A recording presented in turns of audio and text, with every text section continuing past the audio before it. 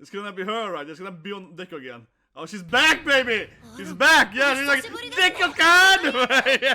Classic strategy! Yeah, this is her god, man. This is even more worse than last time.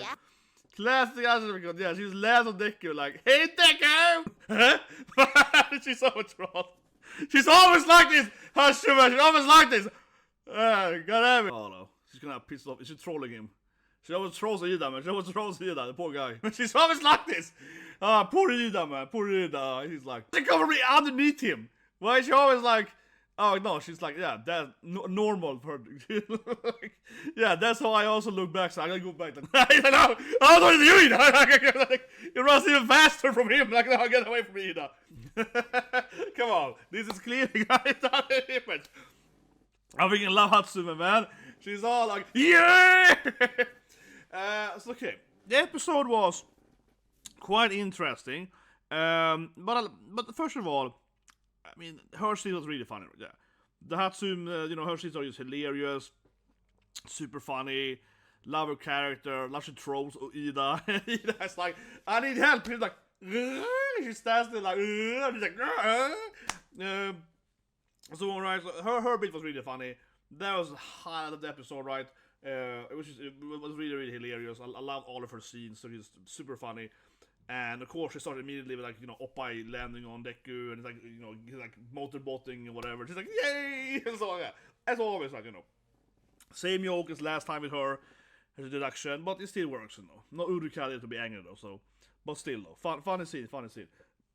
But generally speaking though, that was kind of the episode, right? This is definitely the weakest episode so far, and I mean, you can ignore how much I hate that of course Star died, right? But at least something happened there. This episode felt very strange because, again, her scenes were really funny. It was the highlights, to speak, right, of the general episode. But the rest was kind of fillery. The rest was very fillery. Very strange episode where they kept doing like constant recalls of filler. Honestly, I think it was a very weird episode of Academia because it was like, I don't know, 10 or more flashbacks of, like, you know, filler flashbacks, right?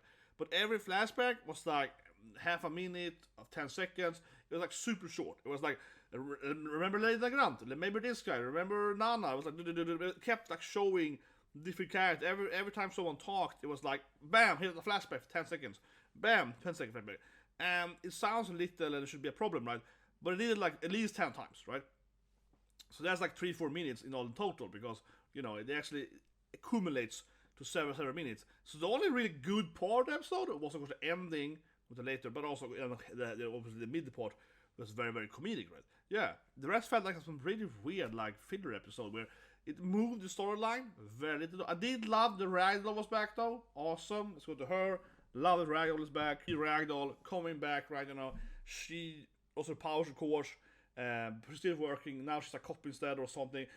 You know, but whatever. Yeah, basically, you know, she's a superhero, lost the powers now with his quirk stealing, but she's staying. You know, like, yes, I'm still gonna fight the bad guys. I'm still a hero, but I will work, you know, from some agency or whatever. Right? But I love it. That's like heroic stuff, right? Goes back a little bit to Deku in episode 1, right? When Deku was like, oh, maybe, you know, why don't you try to be a cop instead, kind of thing, you know, if you don't have any powers or so on. So that was great. Love seeing her there. But her scenes wasn't like that meaningful, unfortunately, right? Because, like I said, they turn into these like flashback scenes, right? Yeah, they turn into like all my like flashbacking all the characters. But still, love seeing Ragdoll coming back there, and I would hope that other heroes will do the similar thing, right? It's not the powers or whatever, and it kind of shows you the whole, like, you know, this is what they believe in and so on. Right? They believe in, you know, good versus evil and so on, right? So it makes a lot of sense. It probably would be that. I guess it reminds me of, for example, Oracle in DC Comics, right?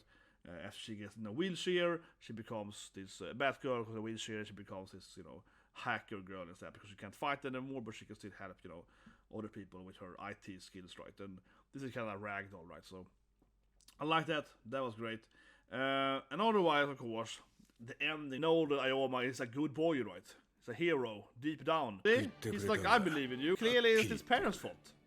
You can't blame this poor kid.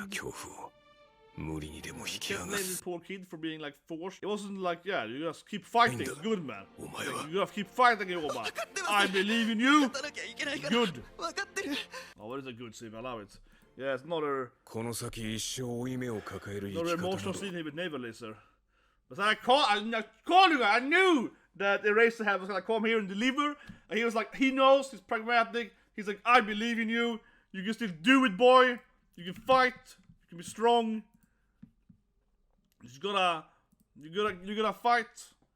丈夫だ。 Yes, Daishobu, you can still be a hero. I knew Eraserhead would come in here and deliver, man. 僕みたいな Oh, 罪 it's 人 good, 一人 man. に Yeah, I believe it, 何 man. ができるのか And he's a smart sensei. Come on, you know that. You know that. The sad moment, right, in the episode was great, though. Yeah, the episode really had two really good scenes, right? Like, sure, Ragdoll was adorable. She has a little bit of like a minute in the middle there, but obviously without the comedy jokes in the middle.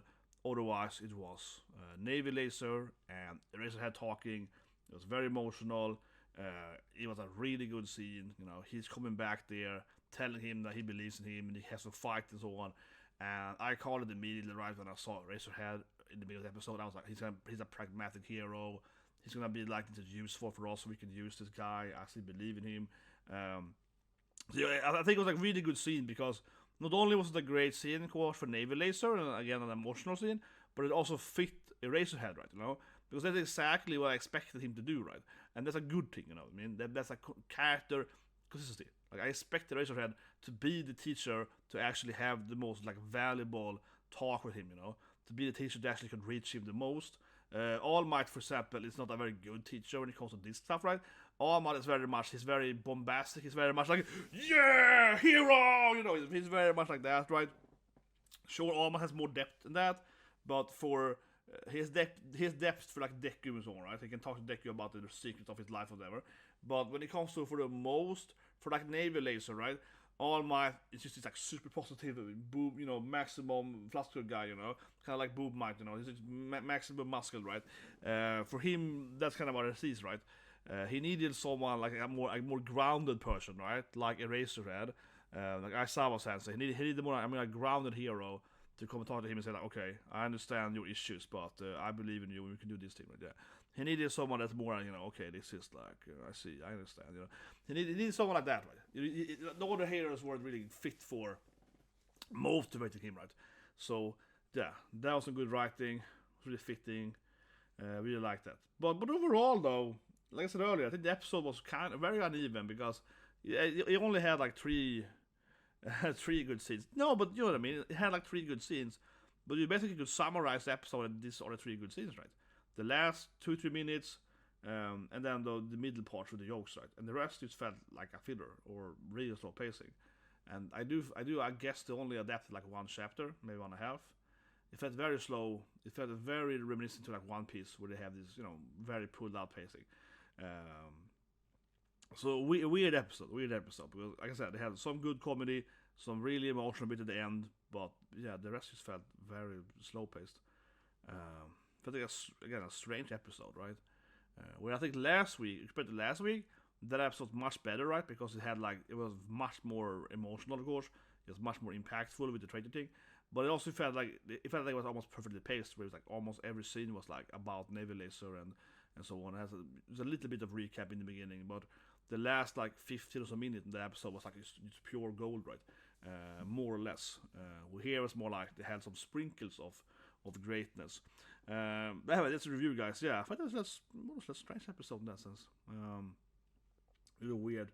Because, I mean, the thing is that, you know, I've been here reviewing animes for a few years. Looking at the show, of course, watch anime for many years.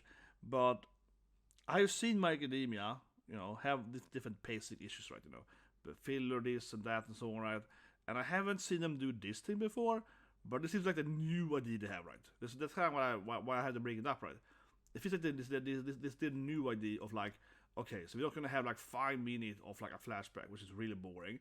Season 5 did that. Season 5 was miserable in some episode when they had like ridiculous long flashback. Okay, we're gonna have that, right?